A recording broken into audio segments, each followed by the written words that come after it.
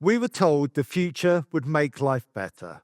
It's going to be faster, it's going to be easier, it's going to be smarter. Social media promised us connection.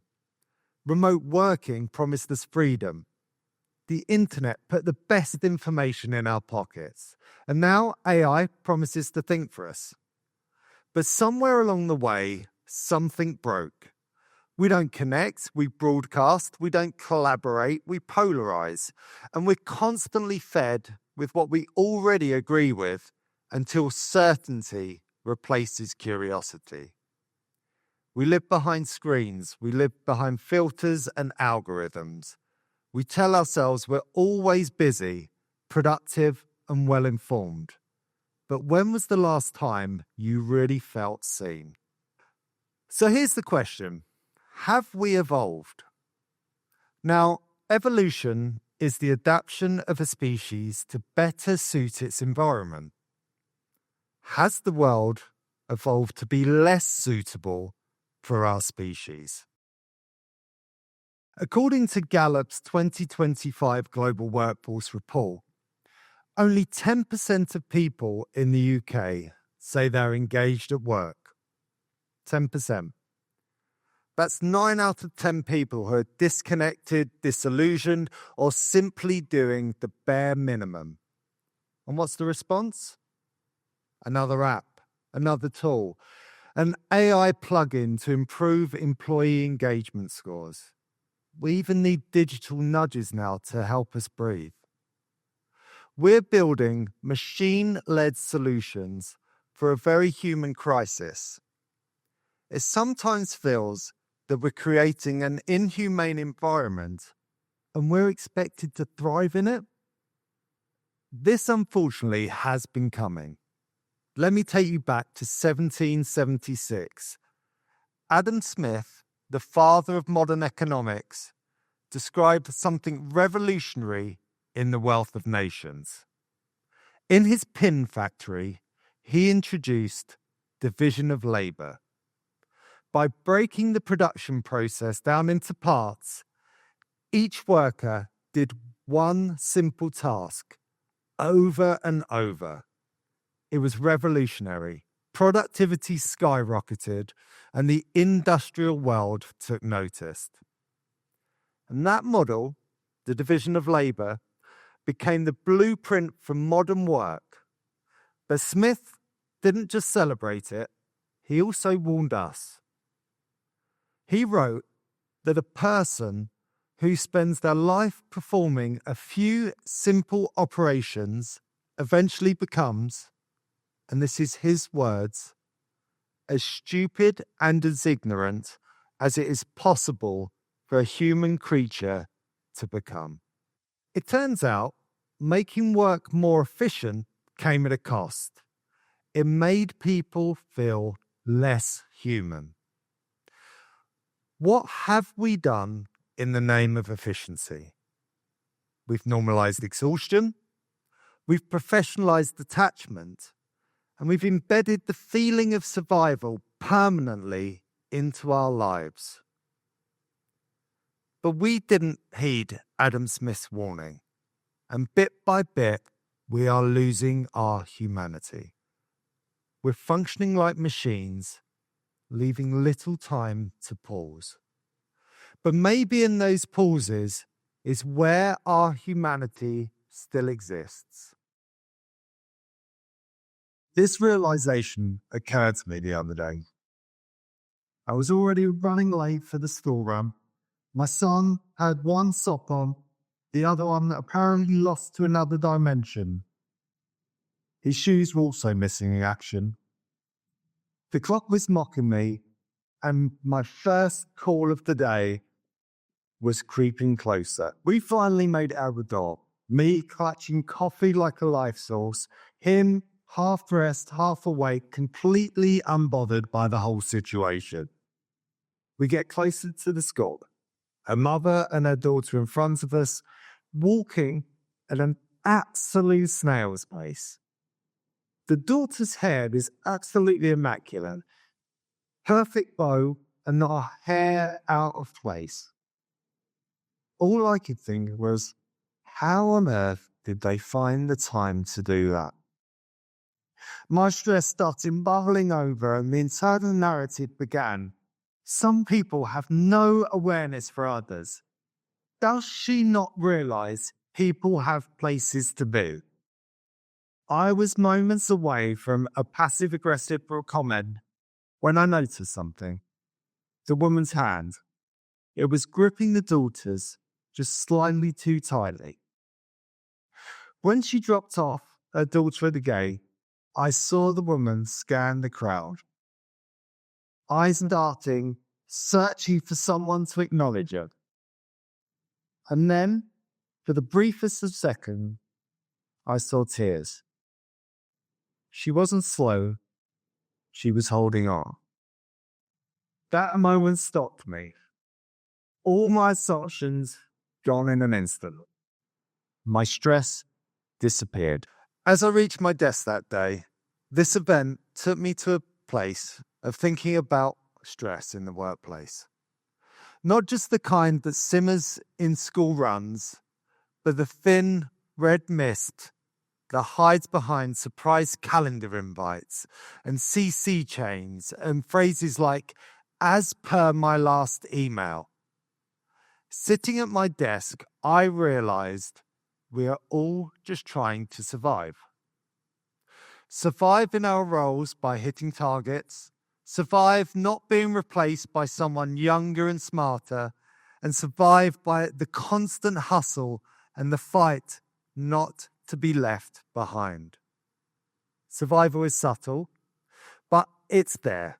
A lightness in your chest, a short fuse, a reluctance to trust, a voice in your head whispering, "Just get through this.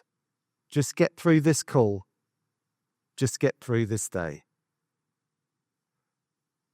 To counter this, we don't just perform, we overperform. We race, we sprint on a treadmill that never stops. When we're in this survival state, there is little room for others because survival makes the world small. It shrinks it down to me, my safety, my goals, my deadlines. You are on your own. Achieving? Maybe. Surviving? Definitely.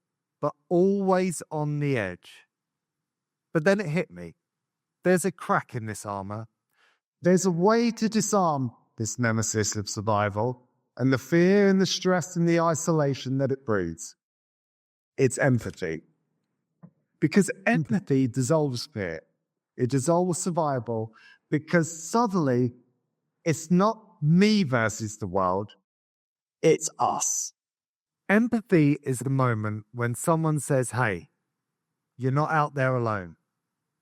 We're in this together." And the second you feel that, survival mode starts to melt. It stops being about threat. It starts being about connection, about possibility and a shared resilience. And when we lead with empathy, we don't survive day to day. We grow, we build, and we thrive.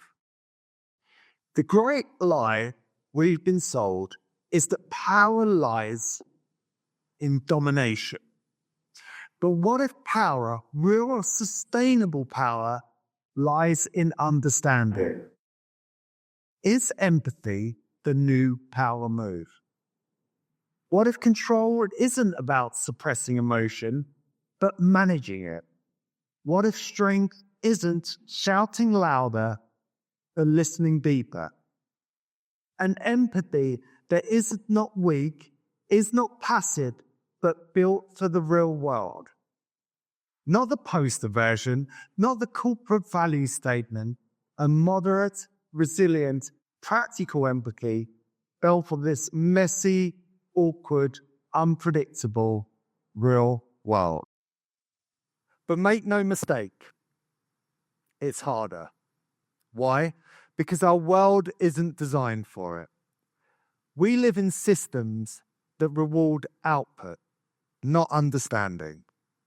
Somewhere along the way, we made humanity tradable. We've turned the most natural part of ourselves into a performance metric.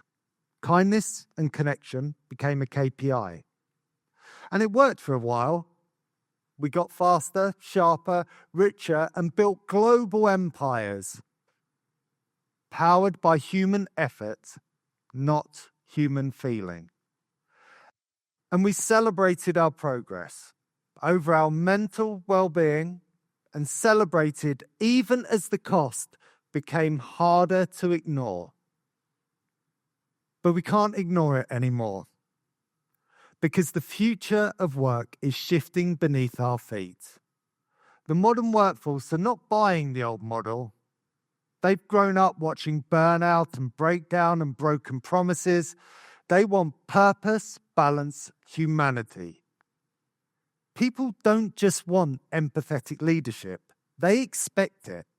And if they don't find it, they will leave. Traditional leadership may view them as entitled and lazy and oversensitive.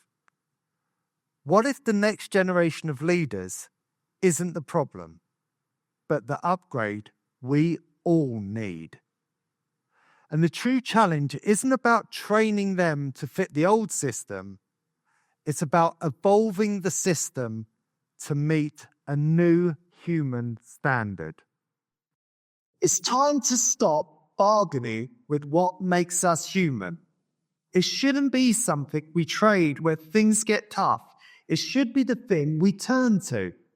We can't keep treating empathy like a luxury item that only fits in good years or great quarters. Humanity shouldn't be up for trade anymore. Not for profit, not for progress, not for anything. To do this, we need to start remembering to be human. As children, we knew how to connect. Now we have to retrain ourselves to listen without agenda, to support without needing credit, to care without fear of appearing weak. That's the real work. Imagine a world where people are engaged by what they do. They feel safe to suggest the most revolutionary and creative ideas. A world where diversity actually works with inclusion, as diverse groups understand the views and cultural norms of others. This sounds like an idyllic world, but all it takes is for us to have empathy with our fellow human beings.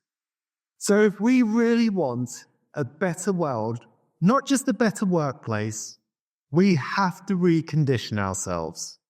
Not to just be nicer, not to be softer, but to be more human. Because a world that dials out empathy in the name of efficiency isn't a world worth working or leading it. We've glamorized leadership through power suits and red ties and firm handshakes. And right now, we're living in a world that is trying subtly and systematically to make empathy redundant.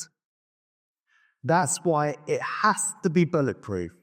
Not delicate, not breakable, but a resilient enough empathy to withstand fear, pressure, and pace. AI isn't coming to kill our humanity. It's simply doing the bidding of its master, us. So what are we going to teach it? Because if we're smart, if we are truly wise, we'll use this moment, this tech-fueled pause, to stop optimizing and start empathizing. This isn't about extreme limbo dreams. It's not about swinging the pendulum to some unrealistic utopia. It's about a moderate, grounded, human kind of leadership. One that doesn't reject power, but redefines it. One that says, I will not trade my empathy for efficiency. I will not give up being human to become a better machine. So have we evolved a world less suitable for our species? I think we've built a world that's perfectly suited for survival, but not for living. A world that rewards speed, reaction, control. One where the loudest voice wins. One where the nervous system is always primed, the calendar always full, and the soul always on hold. But survival isn't our highest purpose. It's just our oldest instinct. And in the wild, not every creature runs. Some pause, some stand their ground. And we need to stand our ground with our empathy. Not the soft kind, but the strong kind. The kind that can hold its shape under pressure, that doesn't flinch, that sees the human behind the behavior. Bulletproof empathy isn't about being nice. It's being an unshakable human in a world that forgot how. So yes, we may have evolved a world that is less suitable for our species, but now we get to choose. Do we keep surviving, or do we start belonging again? Thank you.